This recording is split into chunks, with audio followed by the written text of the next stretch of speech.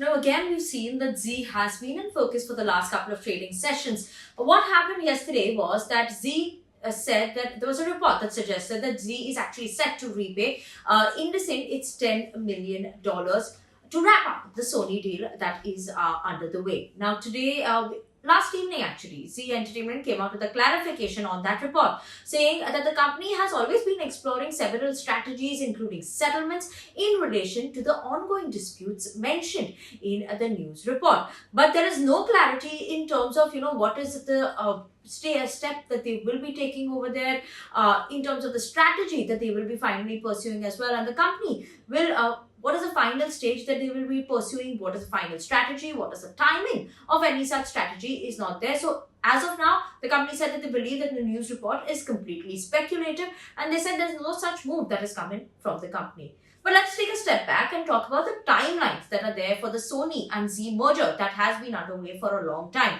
Now, the merger steps and timelines that we're waiting for, actually the main step is the NCLT approval, is the last critical hurdle that is there for the Z-Sony merger.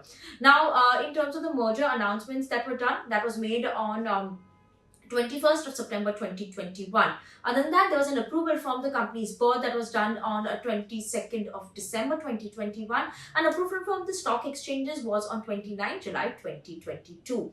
Approval from CCI was done in October 2022, while approval from the shareholders was also received in October 2022.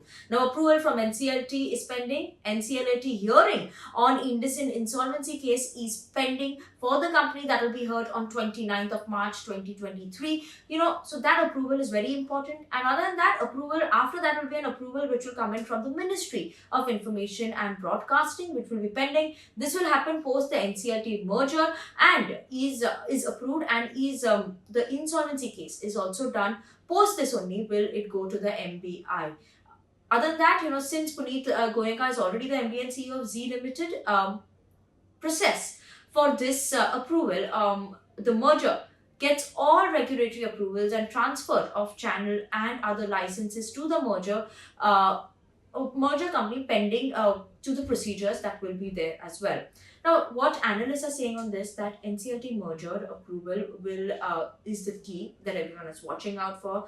If that may not come through, until that doesn't come through, we will not see that overall approval in terms of the IndusInd case is not settled. Till then, the NCLT approval will not come. So that IndusInd case on that insolvency front, the debt repayment fund, is what we are keeping an eye out on.